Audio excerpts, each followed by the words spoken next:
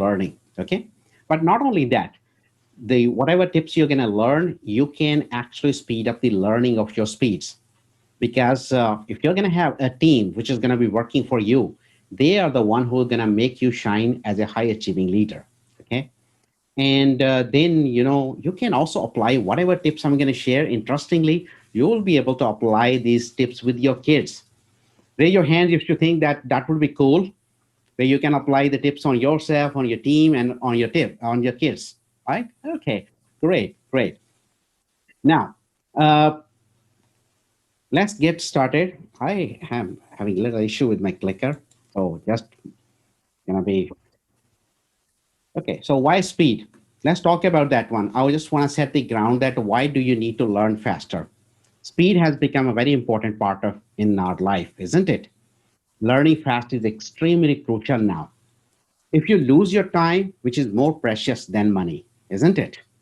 So it can cost you not to learn fast enough. You can lose on launching new service or product, right? Do you know that the time to market now is down to 3 months now during the pandemic?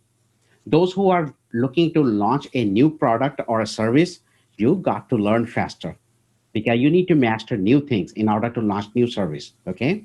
So there is a competition and it's very fierce out there. If you don't produce, someone else would produce. They will take your place, right? Can you afford that? Probably not, right? So that's the nature of the business now. It's through kind of new technologies, new services, new products. Lots of content is being thrown out at you, isn't it? And you possibly can't cope up with all of that.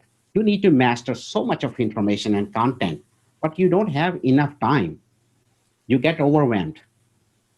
And anyone has gotten that kind of challenge these days? Social media, particularly, is throwing a lot of things at you. And many of you might feel that, you know what? I got so much things to learn and I don't have time. Very normal challenge, right? So, but you still know that you're going to need to serve your customers, right? They want better, they want faster. Their expectations are moving much faster than the speed which you are producing.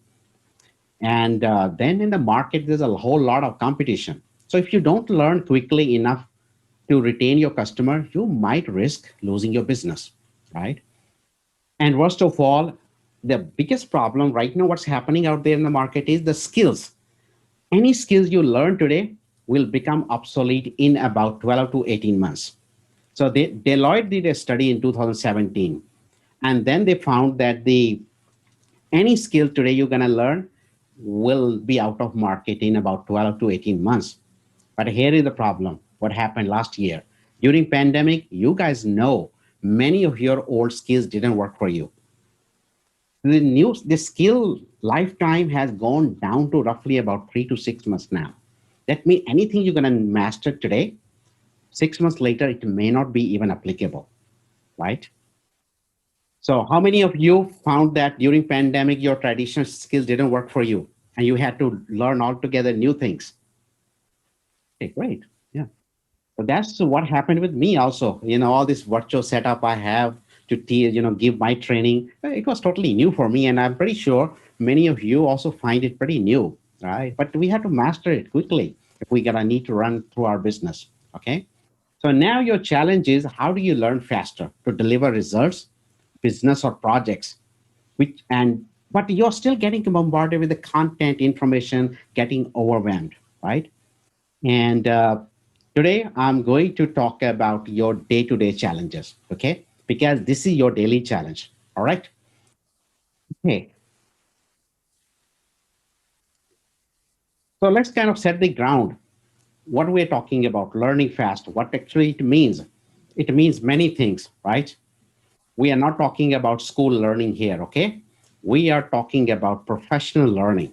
I'm going to just get out of the screen for a moment so that you can have a look at this one, okay? So we'll talk about professional learning. So as a professional, you need to acquire new knowledge, new information, or you need to master new content in a faster time. After all, that's the basic thing you need in a job or profession, right? For instance, knowing about this Zoom during pandemic is an example of accelerated learning for some. At least it was for me. And then you need to learn new skills, new tasks, or perhaps even a new job at a much faster rate and become good at it. You need to be able to become better decision maker or a better thinker. You need to solve unsolved, unforeseen problems like COVID-19 pandemic itself. It was an unforeseen problem, isn't it? So you probably need to learn new methods, new techniques, or ways of doing your job quickly. How many of you had to do that lately to learn new methods? Yep. You need to quickly and deeply understand insights or sensing something like which way the market is going to go after COVID recovery. I'm pretty sure many of you would need to accelerate that insights. How do you build that insight at a faster rate? Some of you would need to quickly acquire new mindsets and develop new behaviors, such as virtual is a new way of doing business, right? Many of you are in that boat. You need to learn to adopt new habits, new changes at the pace of business. Like some of you are moving from being employee to be a startup owner or founder. That's a big mindset change. That's going to be transformational for you, right? And some of you would need to reach the epitome of refined intelligence and wisdom at an accelerated rate. And very critical for all of you to do right now is how do you spot new opportunities quickly and make your way to success as fast as you could? I'm sure all of us fall in this bucket the moment COVID is over, right? So, whatever your job is, whatever your goal is, whatever your business is, ultimately you all need to attain that performance or mastery in whatever you do in a shortest possible time. So, raise your hands if you want to attain any of these things at a faster rate. Great. Thank you. All right. Okay. So, now the problem is that the science of learning fast is not available to common people. It's there in books, it's there in some scientific journals, and that doesn't come down to professional and executives like you. And that's where I come in picture. And Daniel has asked me to, kind of give a little bit of knowledge to you guys that how you can use. There are some of the scientific principles to speed up your learning. Okay. I could today talk about many things. As you see, I have been a learning scientist for many years, but I'm very cautious about the time.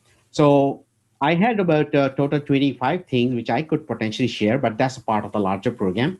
But today I'm going to talk about 5 goals you must achieve if you really want to speed up your learning. Okay. And then I'm going to be talking about 5 powerful strategies that you must adopt in order to speed up your learning. Okay. If time permits, I will touch upon a little bit on 5 mistakes, but I'm pretty sure, kind of concerned I might not have the time. But don't worry. At the end of this training, I'm going to give you a resource, a summary of all these 25 nuggets, which you can use in your settings later, even though we're going to cover 10 of these things today. All right.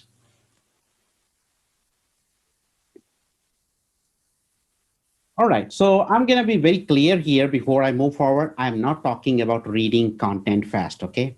I'm not talking about speed reading. In this training, I will only talk about one thing, how to cut the time out of your journey of learning from point A to point B. All right? Whether that point is in your job, is in your profession, in your practice, in your business, doesn't matter. All right? What I'm going to talk about is how do you take that time out and how do you go there faster? Okay?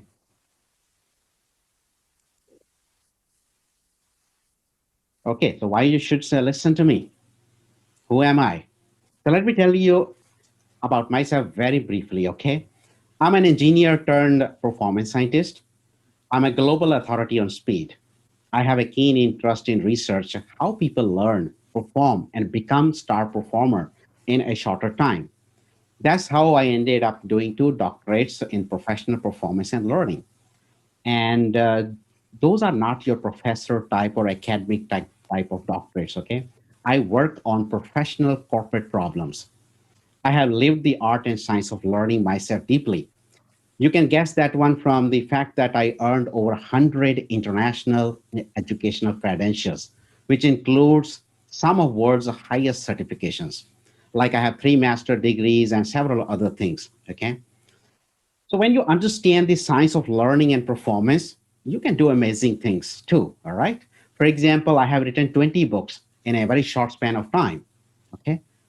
It might sound very academic and or scholarly to you right now, but I'm a typical corporate learning leader. I manage a Hall of the Fame training organization.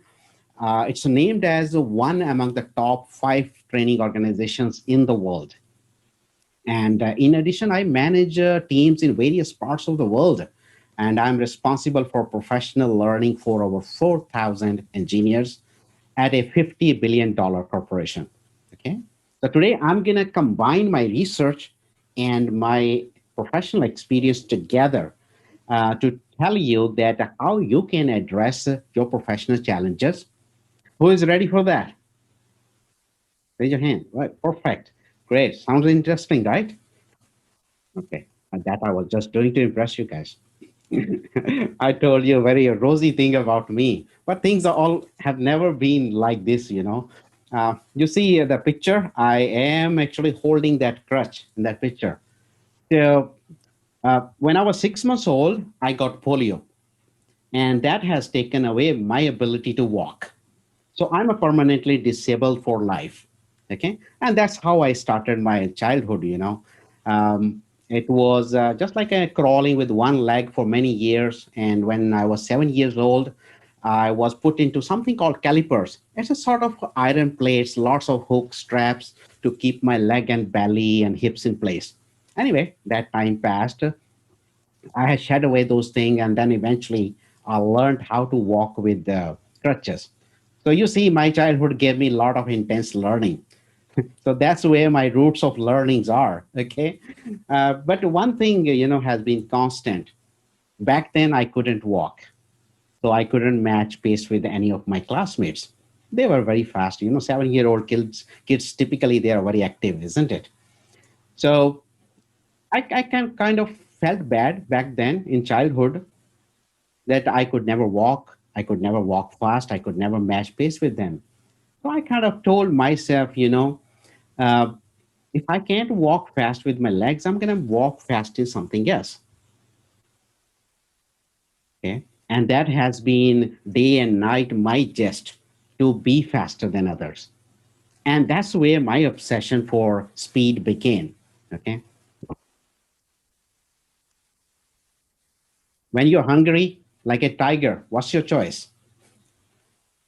You got to chase the food, right? And you need to chase it faster. Otherwise, can I escape? Correct? So hunger is the foundation of becoming better. So I set on a path to satisfy my hunger to walk fast. So how could I walk fast was I could walk fast by learning fast, learning faster than others. And that's where, the whole foundation of my crave for learning and not just learning faster began. Okay. My immobility was my leverage. So I started soaking myself into the world of learning. I began to try different ways of learning things. If one method didn't work, I tried another one. It took me several decades, but eventually I mastered the art of learning fast. But then when I went on to professional career, then I tried lots of different methods to accelerate performance. And I mastered those as well in no time. But until then, it was just art. That art was very much with inside me. But then I started wondering, maybe there are other people who have mastered this art differently. Maybe then there is a science behind it. Maybe there are some rules. Maybe there are some better strategies. Maybe there are some more secrets to learning faster. Maybe other people have figured it out how to become star performer in your business, in your profession, whatever you do in a shorter time. Are there any methods which can be applicable universally? Not just on me. I'm a disabled guy. I was sitting on the chair. Maybe that was my best leverage, but other people may not have that leverage. What can work for other people, okay, in their professional career? So that's how I got into research. Then I tried to reach out to the people who already had researched on this area. And then I studied several books, articles to decode that know-how. So what I wanted to find out is how, how any one of us could accelerate our learning, how we can speed up our performance. So you see, it's all about hunger for speed. So I had taken my simple curiosity into a professional specialization. Okay, so raise your hands if you are hungry to learn faster. Are you? Great. Okay, thank you. So I'm going to share something, and most likely this is the beginning of breaking the notions which you might have, some of you might hold. Okay, some people learn faster, some don't, right? Now that must mean something. There is a notion that people who learn fast are probably unique. They're very smart. They got fertile brain or they got intelligent brain. They must be some sort of geniuses. We have been told that learning fast is all about what is inside us, like our internal traits, our talent, our learning capacity, our internal agility, our inner smartness. Sometimes people tell us it is all about our ability to think, our focus, our memory, our attention, and things like that. Raise your hands if you have been ever told like that. Ever heard like that? Learning fast is all about inside what you have, your inner geniusness, isn't it? So we have been told all those things that it is all about inside. And that's why people told that there's some people learn faster, some don't, right? Now, we have been, why such a notion? Because we have been made to learn by the people who were paid to teach. Not necessarily they were the learning scientist or they mastered the art of learning. That the teacher who had taught us in the past, our professors, our teachers, our trainers, they taught it because they were paid to teach it. Not necessarily that they master the art of learning, right? So everyone kind of try to give the credit to your inner traits because nobody has actually mastered the art of learning fast that well. So their best bet is to tell you it's all about your inner focus, all about your inner talent. It's all about your inner traits. And then there are lots of memory gurus, money making memory gurus. They also tell us the same thing, isn't it? So I'm going to break that notion. And this is something, first thing you might want to note down that as a learning scientist, I need to tell you that the learning fast depends more on the thing that reside outside you than the things inside you. Your ability to learn faster depends more on external factors, more than your innate qualities. How many of you just got a little shocked with that statement? Anyone? Yeah. So the question coming, I keep hearing this one. Are you crazy? This is not what most of the people have taught us to me, kind of from the childhood. They told me that learning fast is all about inner focus, smartness, talent, learning capacity. There was a scientist named Bloom. He was a great learning scientist. He performed hundreds of experiments on students. And he concluded one thing that anyone, no matter brain capacity, their talents, their ability, anyone can learn and even learn faster, provided the right conditions are given to them. But why I'm telling you this unconventional wisdom? It has a bigger meaning. If the secret of learning fast reside outside us, no matter your inner talents or inner abilities, any one of you can possibly control and leverage those external factors and then can learn faster. If this one thing you can carry today to your bed when you go to sleep, this just one takeaway, it will change your life. Learning fast is all about the external factors, what surrounds you, rather than what is inside you. Okay? I'm pretty sure you would have never read this thing ever in any book. Nobody dare to tell you. But I'm going to tell you, and by the end of this training, you will know how to control your external factors to speed up your learning. All right.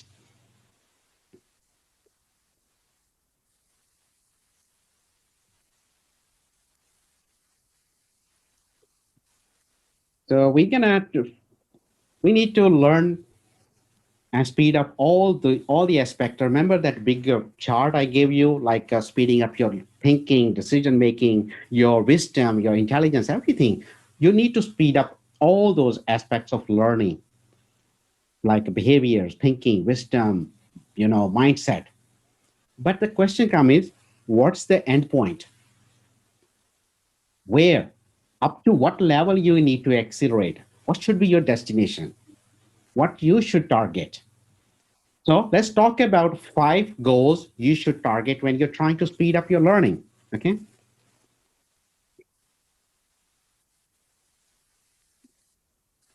Let me first qualify what kind of learning we are really talking about in professional settings. Any one of you ever gotten any experience or incidents ever with the fire where you had to interact with a fireman or a firefighter? Any one of you ever? No. Okay. But you guys have seen how the firefighters really work, right? You understand that what is really expected. So let's say that you had a little fire incident, right? And then you just kind of the firefighter comes to you and you ask him, uh, "Are you sure that you can put out the fire?" And what if the fireman answers like this: "Sir, ma'am, I know how to break the door, but I am still getting trained on how to handle a water hose." How acceptable is that answer to you? Ah, yeah, right. You don't care where he is. You don't care whether he's good in one skill and he can perform other tasks nicely and one task is learning. You don't care. All you care is, can he deliver what he's hired to deliver? And what he's hired to deliver is putting out the fire, right? So that's the key part of this one. That's the expectation in the professional setting what we have. Okay. When we perform our business, when we perform our job, when we perform our project, that's exactly what is expected out of us, isn't it? People don't care whether I am good in negotiation. People don't care whether I am good in managing people. People don't care whether I am good in making a business pitch. All that matter is, can that final ultimate performance be delivered, right? So that's the key part of this, the whole professional learning. We need to deliver a performance just like a fireman. Okay.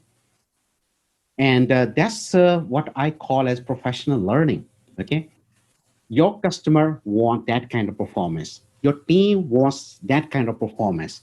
So that essentially means when we are learning, we don't learn how to handle water hose in professional setting. We don't learn how do I break the door. We don't learn how do I interact with the people. We learn for the total job, final outcome, because your ultimate professional competence is delivered through final outcome. What do you really deliver? Can you deliver it proficiently or not? All right. Now,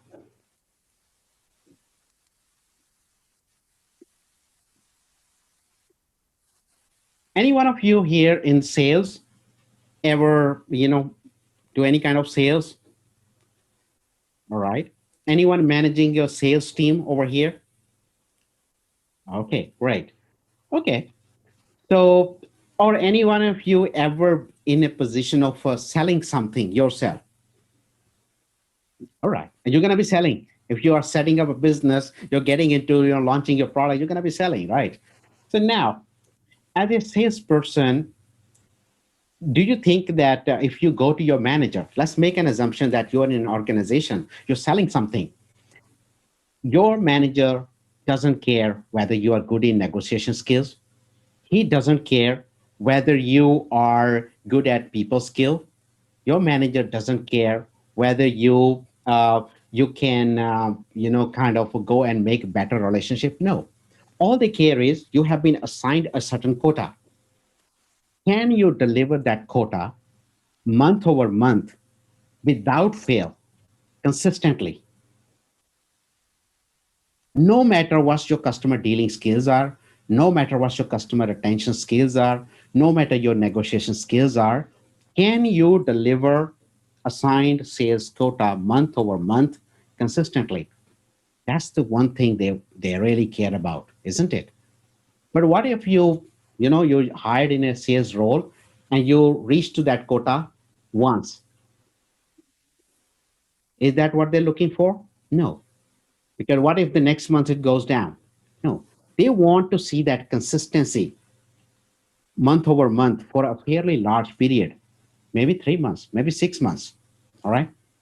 So that's exactly the kind of performance we are talking about. What we are talking about is consistency. All right. Your performance is reliable. Your performance is dependable, and you are delivering to certain minimum standards month over month consistently. And that's the performance what your customers are going to look for. That's the performance your team look for from you as a leader.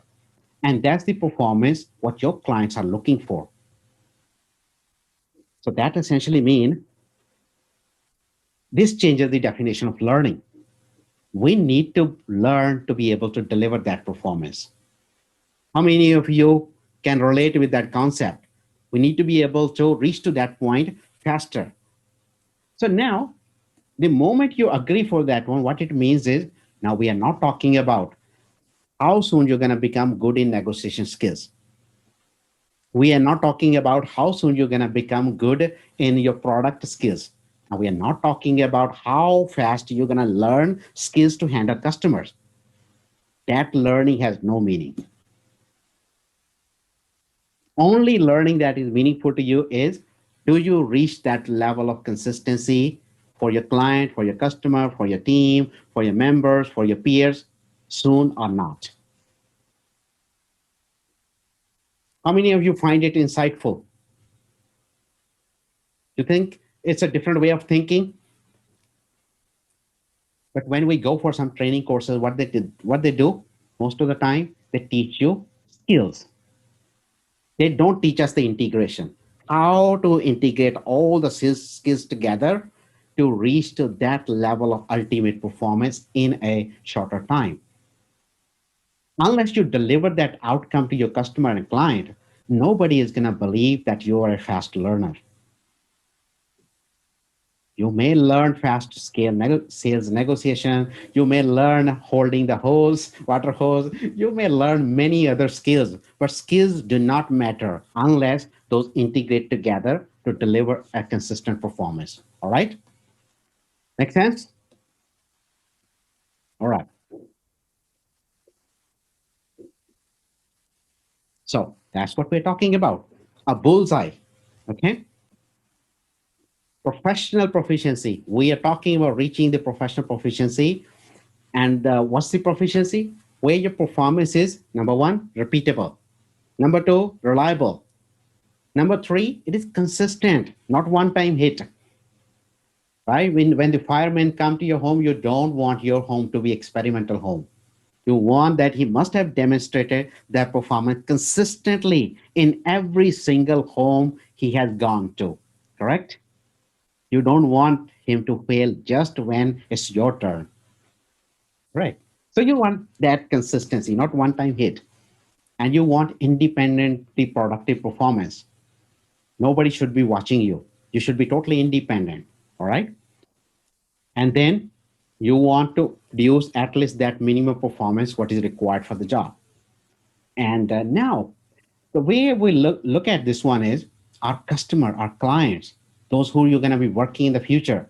This is what they're going to look for, right? So just imagine that you go to buy something in the market, you buy a service. And if you are a client, don't you expect these five things from the person who's providing you the service? Exactly. So as a leadership team, When you are building your leadership, you're going to need to rebuild the leadership to be able to deliver this performance. All right. And this is a different way of learning. This learning starts with outcome, not with the inputs. So when you learn skills, you are learning inputs. But when you learn to produce outcome, you are learning from the output side. So this is a different perspective. Let's start from the outcome and then figure out what's necessary. Okay.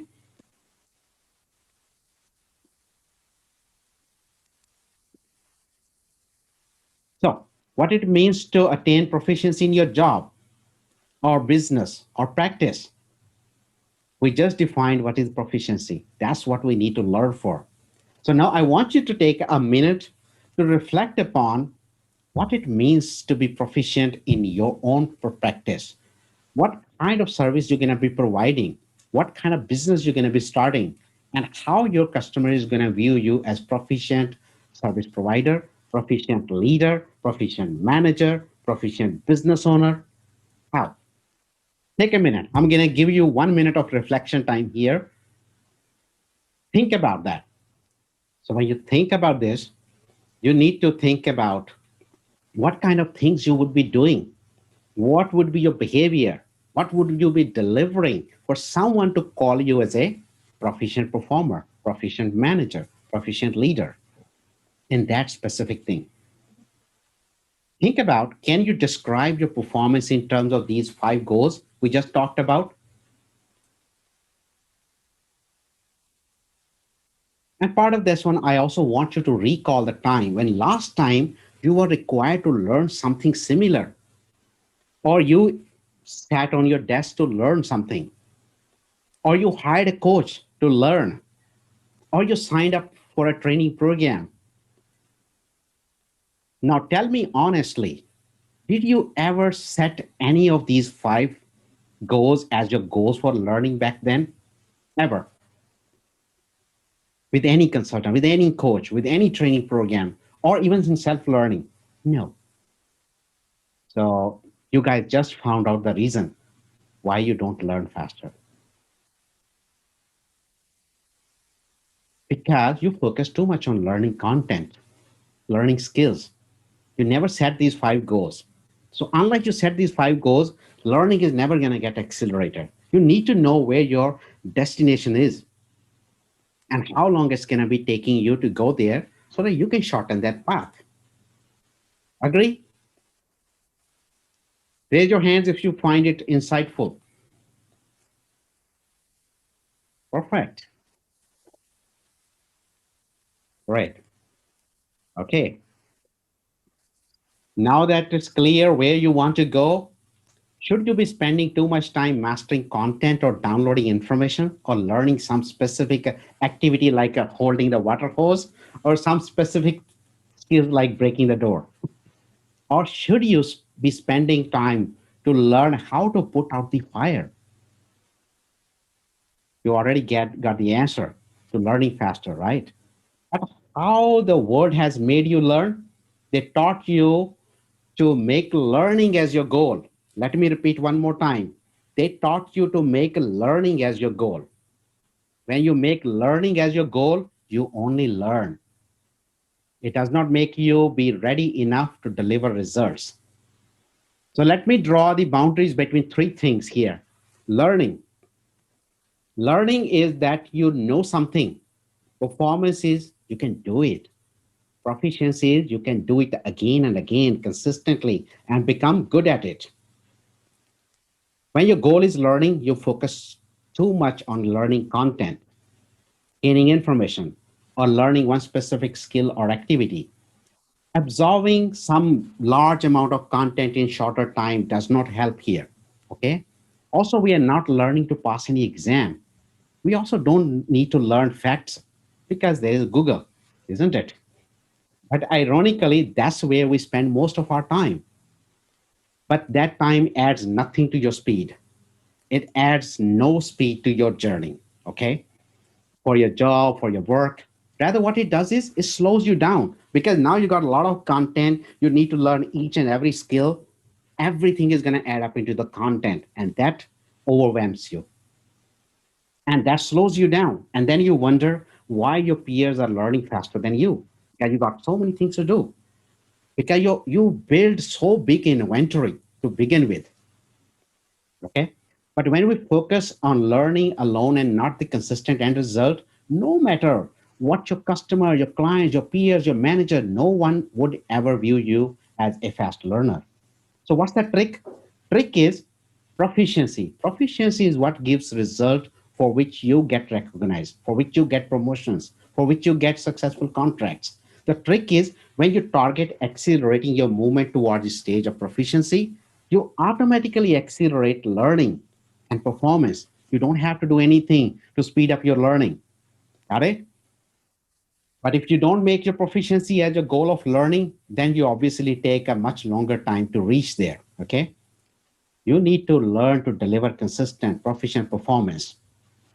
You see my point? Okay, perfect. All right. No matter you learn yourself, you attend a training course, hire a coach, consultant, they must take you to one place, and that's the target proficiency. The curve they should be focusing on is accelerated learning curve. Okay, they should make you learn, go there faster. But I need to be very honest, right? Not all training programs out there are designed for speed. Number one, they are not even designed for proficiency.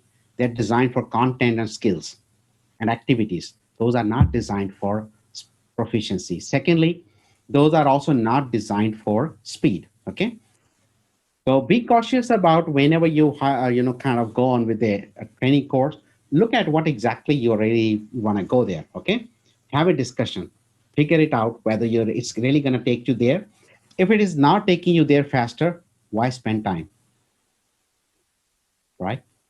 If it doesn't speed up your journey, there's no point going there or signing up a course or even spending time to learn something which is not going to take you there faster. Okay.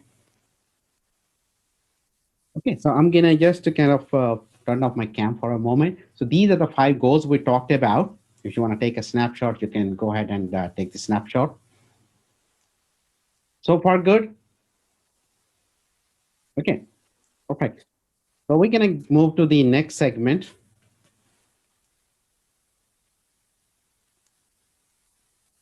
And the next segment, I'm going to talk about 5 strategies which you should adopt to accelerate learning. And this is going to be some of the tips which you may have never ever heard in any of the books. Okay.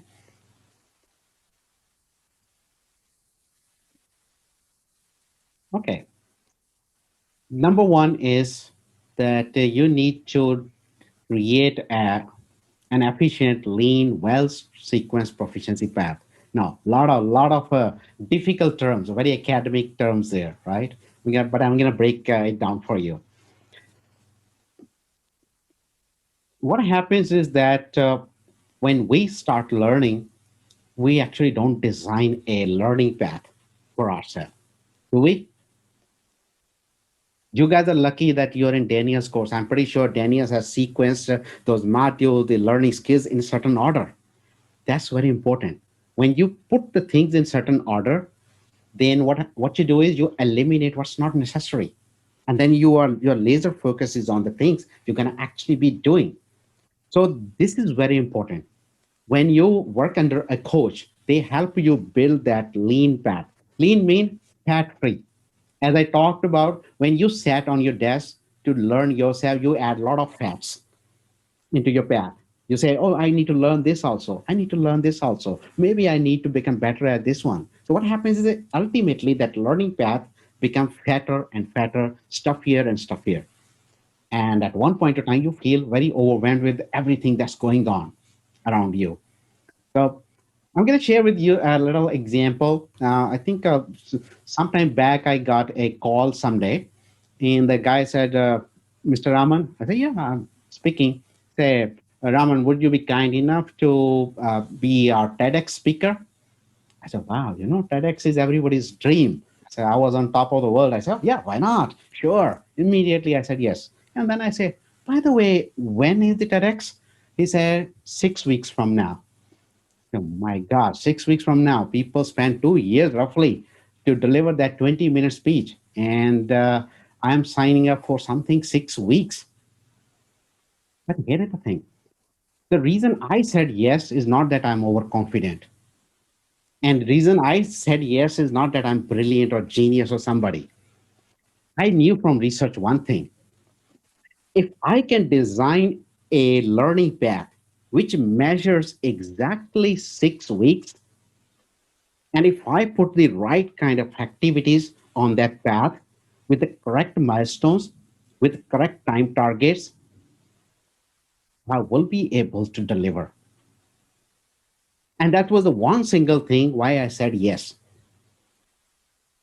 In other circumstances, this might be kind of look like a suicide to deliver a TEDx speech in 6 weeks. But I said yes. Now, uh, here's the thing: what happened? As I said that I am disabled. Okay, so that means I would be pretty much kind of sitting on a chair and delivering my speech. Correct. So that also meant I didn't need to learn or master skills like standing speakers do, right? You may have seen many speakers, they stand on the stage, walk around the stage, they have a lot of stage craft, they use their body language, they use everything. Now, since I was disabled, I was supposed to deliver my speech by sitting. Do you think the rest of the thing I need to master? No. If let's say that I would have gone to a TEDx school, they would have made me learn every single thing. You know what we call as a monkey circus on the stage. These days speakers tend to get down a lot.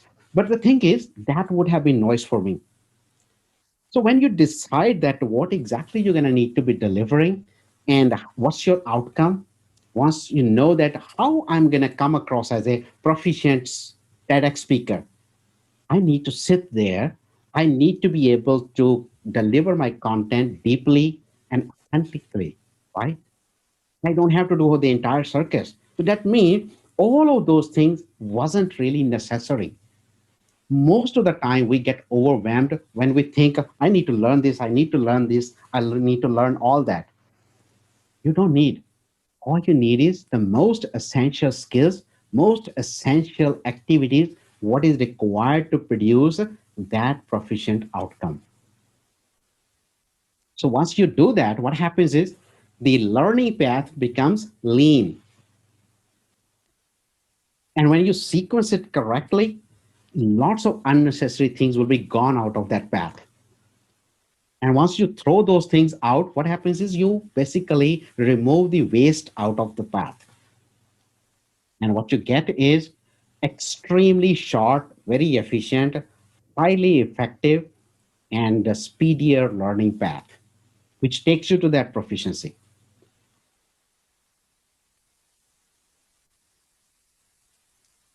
Do you guys see the point here? Right.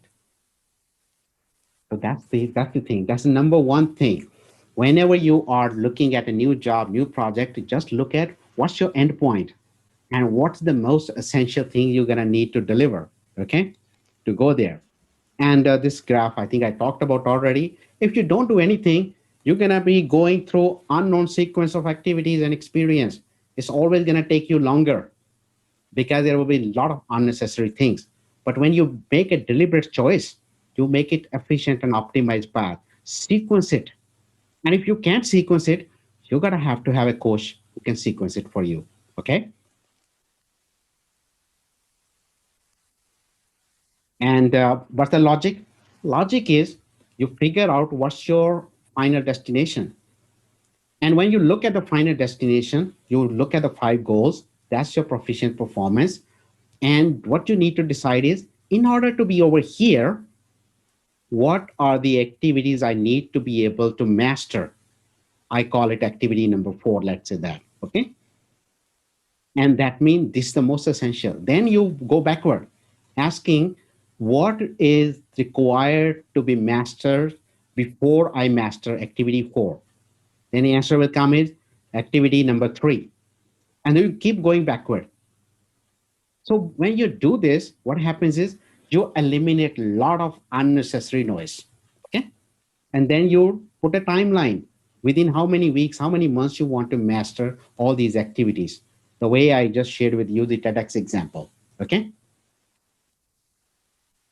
But what happens is mostly you start from here on the right hand side. You start with, okay, I need to learn skill number A. Then I will learn skill number B, C. And then finally, someday I'm going to reach to the destination.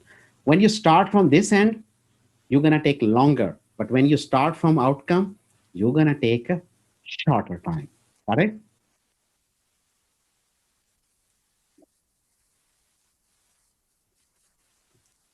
Now, second one is also very important.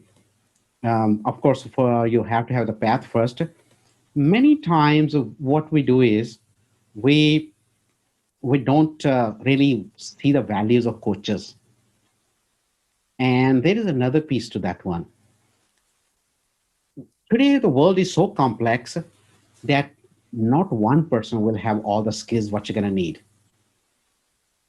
And many times, what we do is we only have one coach, we have one mentor, we have one or two trainers, but that's not enough. Now the business world needs so many different kind of skills that you need to have a network of coaches. You need to have network of mentors. You need to have a different set of skills within that network. One single coach is not gonna be able to help you. Okay, you need to be able to build the network around you because different coaches are gonna have different kind of experience. And there is another also demarcation. Coach is somebody who sits on, who kind of stands on the boundary and asks you questions. He does not participate in what you're doing. And in many cases, they may not even have the experience what you're looking for. You're gonna need to have mentors in that case. Mentor is somebody who has lived that challenge, what you're going through. And then you also need very specific skills. That means you're gonna need to have some trainers as well in your network. But that's not enough. You need a reference point. What's your reference point? Who you compare it with. Who do you compare with all the time? You compare with your peers. You need to have a network of peers around you who are going through same journey as you. So you know you're going fast or not. So you need to have this entire network around you, network of coaches, mentors, trainers, peers. When I was going for TEDx, I knew that I can't do it alone. I need to, I need help. So for at that time, then I hired a coach who gave me a little coaching about how I'm going to deliver my speech. But that wasn't enough. I hired a lady from New York who helped me with the TEDx speech, that what kind of speech they typically write in TEDx. So she helped me with that. Then I also went on with a trainer who helped me with this stagecraft kind of thing, projecting the voice and all that. But if I would have depended on one coach, I possibly wouldn't have been ready. And by the way, when I hired those coaches, they gave me very aggressive timelines, each one of them, for the skills they were teaching me. And I was pretty much ready within about 5 weeks to deliver TEDx. So that's the power of a network of coaches, which we most of the time don't realize. So my encouragement to you would be that whenever you set on learning something new, make sure you focus on building a bigger network of specialists, network of people who has gone through that kind of challenge, or network of people who you think that you can deliver you the kind of skills you need. When you learn the things under somebody experienced, you actually cut short a lot of time because you don't reinvent the wheel. And many times the mistake we do is we sit on our desk, we start learning ourselves, thinking that, okay, you know what, I got it. I'm going to get better at this. But it is going to slow you down. If you really want speed, when you have multiple coaches, every coach is going to add multiplication effect in your learning journey. All right.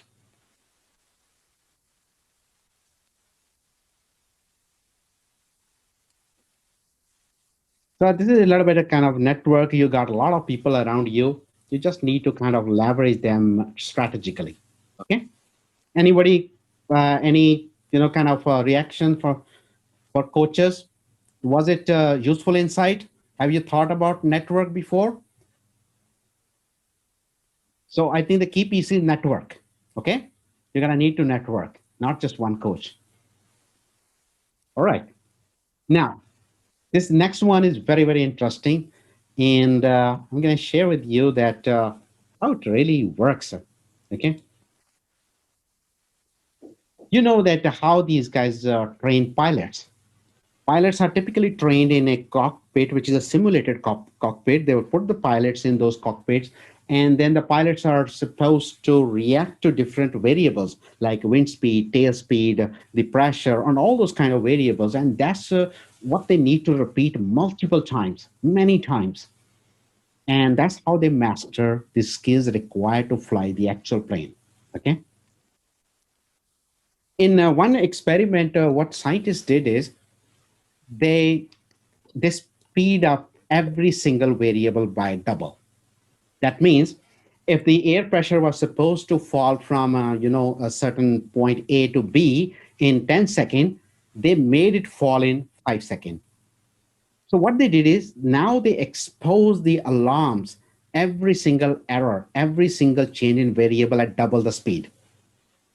But those pilots who were under training, the getting through the training, they didn't know it. So the experimenter exposed them at double the speed of change in variables, change in all the alarm, change in errors, change in everything. Now, what happened is that pilot didn't know. So the pilot's reflexes needed to catch up with those alarms. And then what they found is when they run these experiments multiple times, they found out that the pilots became better at reacting at double the speed. When these pilots went on to fly the actual planes, they found something very interesting.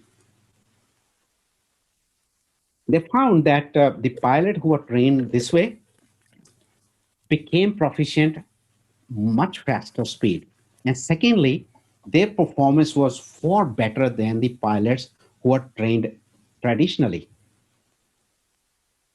So that was very powerful experiment, and that has been repeated many times. So the theory is this: if you expose people to lots of failures at a very high speed, they will become proficient in that thing at a much faster rate. Which also means that, let's say that I put you in a training for 1 hour, and if I expose you to 10 case studies of different failures in your field as opposed to five, you're going to become proficient at a faster rate than the person who would be getting a traditional exposure. Okay. This also means that if we are able to pack lots of opportunities where you're likely to fail, but condition here is it must be packed in a very compressed time. What it means is you fail now, I immediately expose you to another opportunity where you are likely to fail again. I expose again another opportunity where you're likely to fail. If I can create number of opportunities, one after the another, where your chances of failures are high, psychologically what happens is every failure will create a feedback loop. Every failure will create a reflection. Every failure cycle will give you retrospection. So psychologically, there's something that happens. Scientists don't know what exactly happens, but what they have seen is when we pack these failure opportunity in a smaller time, in a packed time, people's performance become much, much faster. Faster, what I mean by that is if they take 6 months to become good in something, they possibly can become good in same thing in 3 months. That's number one. Number two is that how many of you have heard this thing? Practice makes you perfect. Many, right? Okay, but here's a problem with that. Problem is what you can practice on is a known repeatable task. That means that task must be happening very frequently. In today's world, how many times you get a predictable task again and again? You must be in a clerical job if you gotta have that kind of task. As an executive, as a leader, you don't get that task. Every task is different. So another theory that says is when you are practicing on a task, don't practice on same task. Practice on variation of that task so that every single task is a new experiment. So now they have refuted the theory that you need to spend 10,000 hours on one task. They say, no, you need to do 10,000 experiments to become good. So every time you change a task, every time you vary its condition, every time you perform the task in a different setting, that becomes one experiment. How many you can do in a given time, that should be your goal. More experiment you can do, faster you're going to learn, better than your competitors. So the companies who are really the market leader, they have done 10,000s of experiments on their products before they launch the final ones. And that's why they are market leader. That's why they learned so well. So when I started my speaking journey, I went on to say yes to almost everything where I was likely to fail. TEDx was one of those. It would have been very bad if I failed it miserably. But the thing is, you need to expose yourself to the failure. The theory which they say that let's give you the safe environment to learn, that no longer works. Okay, so get on there, experience the fire, but make sure that you don't practice on the same task again and again, because what's going to happen is it will slow you down. How it's going to slow you down? Because you are practicing on one particular task many times, but then you are not becoming good at different variations of that task. You are not proficient on every single aspect of that task. The key definition of proficiency is you can master that task in any situation. That's what the firefighter was. He can put out the fire in any situation, in any house, no matter what. Okay. So this you gotta need to have lots of experiments in a compressed time frame. You're going to need to build that kind of opportunity for you, where the chances of failing is a little bit higher. Okay. Now this one is gonna be extremely powerful. How many of you think that learning is a very academic, very scholarly process, very intellectual process? Raise your hand if you think learning is an intellectual process. It happens in your brain. Some of you, yeah. It happens to a certain degree, but the speed of learning happens in emotion. Speed of learning does not happen intellectually. Very important piece is that the emotions are extremely important to learn, but not just emotions. Okay, I'm going to talk about something called emotional loading. Emotional loading is something like this. You people worked in the corporate environment. I'm not sure if any one of you ever experienced that Friday afternoon, your manager came to your desk and asked for something, a report or certain deliverable, and you had no idea how to do it. You never mastered that art ever. You never mastered that particular thing ever. But miraculously, Monday morning, you get it done. Happened with anyone? All of the, out of the blue, you get some kind of miracle insights and miracle skills.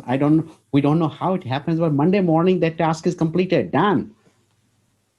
The reason why it happens is there are a few things going on here. There is a fear. There is a pressure. There is anxiety to look good. You don't want to look bad in front of your peers. You don't want somebody else to do what was supposed to be done by you. You have a genuine, intention. You want to look good. You want to perform better. You have fear of losing. Your fear or anxiety of not being able to perform. So there are lots of emotional loading that goes into that particular thing. And that emotional loading is not necessarily a stress, okay? I'm talking about very positive pressure, okay? I'm talking about something miraculous here, which actually accelerates your learning. You don't even realize, but it does speed you up.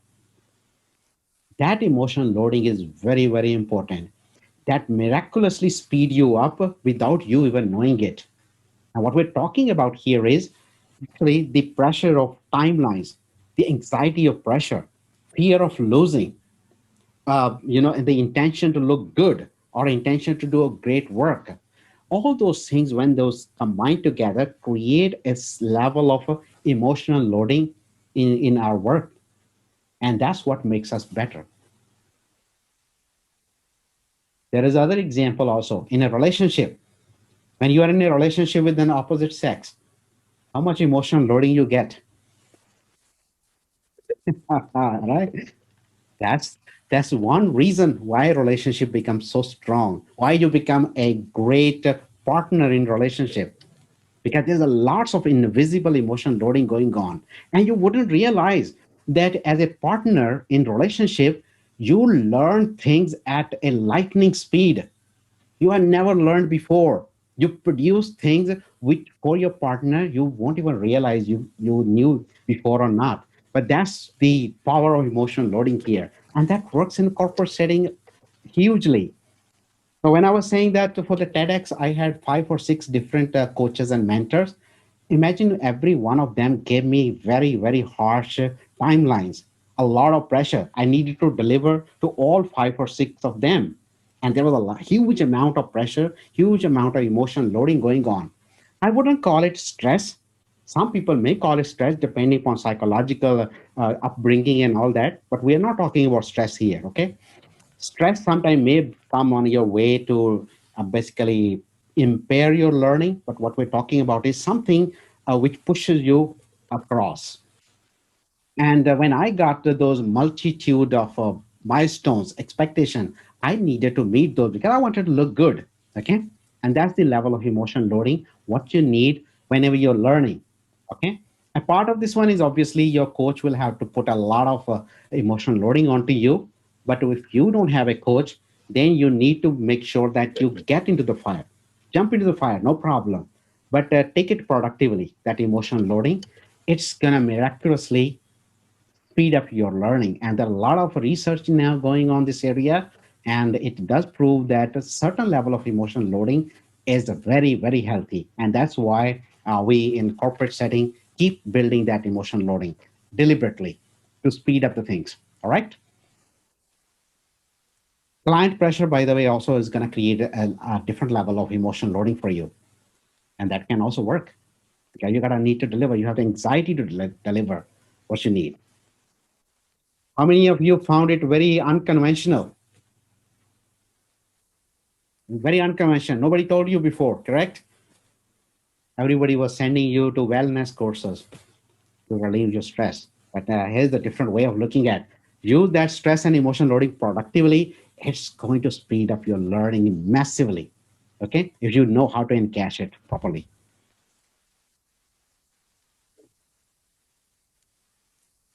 Okay, this is I think the last strategy I have over here.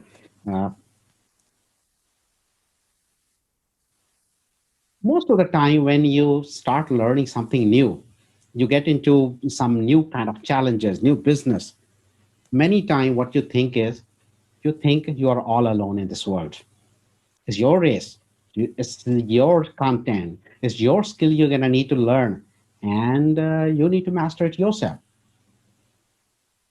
How many times you think like that whenever you get a new challenge? Very often, right? But in reality, if you see, you don't work alone. You work with your teams. You work with your peers. You work with technology. You use resources. You use tools.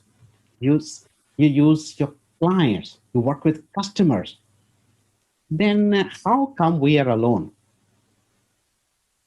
Are we? We're not alone. We have the entire ecosystem around us that surround us. Only thing is that nobody ever told us that this entire ecosystem we can leverage it intelligently, and it can actually speed up our learning. And I'm going to put you into a different thinking process. Now you have technologies. When you have technologies, many of the things you need to learn, technologies can do. If technologies can do the things, do you need to spend your time on learning those things? Many times, no. Depending upon whether you choose the correct technology. to help you or not? Number one, right? Star performers, the people who are great and you have as, in your network. We talked about the network earlier. Many times they can help you cut short your time by giving you the wisdom they already invented for years of experimentation. How do you leverage them? If you leverage them properly, you can cut short a lot of time not having to learn something or having to reinvent your wheel again. Okay. Network of coaches, as I said, that's a part of our ecosystem. How do we leverage them? Do we leverage them strategically or not? If I have the network coaches, there are a lot of things I either don't need to learn or I will get ready made or I will get it from somebody's refined wisdom. Okay. And then there's other pieces to that one. There's a whole lot of technologies now. I mean, from AI, now even they have the AI search engines. I mean, you want to search specifically something, it actually brings you to that particular point and give you very, accurate information what you need. And what it means is you don't need to remember information anymore. There are mobile apps that can even remind you about the certain thing you want to remember. And it keep exposing you that information again and again on your screen until you master it. There are lots of different ways these things are working. Now, I'm not sure you guys have heard or not. IBM created something called Watson. So what Watson did is it basically analyzed lots of information and gave refined decisions to executives. Now, when you have that kind of technology or system, you don't have to learn every single thing. So what it means is you can focus on the most essential things that can make you better in a faster time.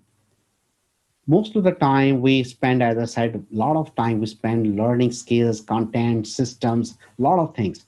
But we forget that we are not alone. There are a lot of leverages around us, okay? I could expand upon this slide. I could take 30 minutes to expand a lot of things because this is one of the key things. Normally, this is my one-day course, but here I'm just giving you a very high-level picture about this, that how you can leverage your ecosystem and be a master player in a faster time. And the interesting thing about this five strategy, what we just talked about, ecosystem, it resides external to you. Coaches and mentor reside external to you. Your experimentation and failure strategy reside external to you. Making a lean proficiency path is external to you. To execute these five strategies, don't have to have talent. You don't have to be a genius. And if you do these five things strategically, you potentially can build up your speed very quickly, right? And I mean, even this, from the ecosystem, I give you one example. What we call is externally accountability manager. Accountability manager is somebody who holds you accountable for delivering some certain outcomes, correct? If you want to learn faster, try to make your spouse as your accountability manager. You will see the speed you're going to get. Right. So for that, you don't need to be a genius, right? It's external. Okay. That's what I say. You're not alone. You just need to learn how to leverage the things around you from technology to your partner, anything in between. And then you, at one point of time, people are going to say, wow, how did you learn all these things? Teach me. Okay. So it's all about, how we leverage the things around us. Okay. And that makes perfect sense. So I'm going to just turn off my cam so that you can take a snapshot of these five strategies we talked about. And if you see, any of these five strategies had nothing to do with your talents. It had nothing to do with your internal traits. It has nothing to do with whatever people have been teaching you all these years. It's all about how do you come across externally? How do you leverage the external factors? Okay. And how do you really, build all the web of different things around you? All right. So these were the five strategies we talked about. Let me see what I have further for you. So in reality, as I said, that there was 25 things I could talk about today. But since we didn't have that much time, so what I'm going to do is, let me give you this. So, you guys can take a note of this link. What you can do is once you go to that link, you're going to need to register. And once you register, you'll be able to download the summary of those 25 learning nuggets. And maybe, keep a watch on some of my public webinars. We'll be talking about, those three different things, like there are 5 mistakes you might be doing wrongly, which might be, slowing you down. And then there are a lot of learning myths, which we have been taught wrongly, and we have been still using those. And that's not allowing us to learn faster. And there was, again, also 5 stages of learning you should know in regards to where you are. So, keep a watch on that one, but do download this learning resource. It might help you with those 25 learning nuggets. Everyone taken the note of this link? Raise your hands if you are done with the noting down the link. All right. Okay. So, okay. Part of this one, when you download that resource, it's gonna actually register you for this learning portal. So take a note of this learning portal. It's getting revamped right now. And these are the 5 things I teach in this learning portal. And I teach it free. How to learn faster for mastery, how to accelerate your learning and development leadership, how do you reduce time to proficiency of your teams, how do you design training for speed, and how do you speed up your individual performance. Right now it's getting revamped, but after a few days, this is what it's going to say. It's going to ask you, what do you want to learn? Rather than telling you about me, I'm blah, blah, blah, and I provide blah, blah, blah. So how cool it would be that the website asks you, what do you want to learn today? So go ahead and take a note of that one. And if you want to join the Facebook or YouTube channel, I have a lot of videos there. So some of those videos you might find interesting, and it will add up to your speed. All right. Everyone noted down the link? Great. Okay. Perfect. So here's my contact details. I feel free to connect with me on any of the social media platforms, on LinkedIn, YouTube, or Twitter, Facebook, whatever you use. So link up with me. I keep putting in some article videos there, and you can continue learning and adding up to your speed.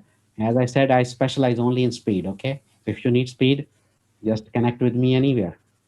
So that's pretty much, I had with you. You guys can take the snapshot of this one. Okay. And it's a lot of information in this slide, I know. But just go ahead and take a picture of this one and keep it with you. And then you can follow up later. So that's pretty much, I had for you today. I'm going to hand it over to Daniel. Thank you so much. Really appreciate it. Dr. Raman, thank you so much, ladies and gentlemen. Let's give him a round of applause.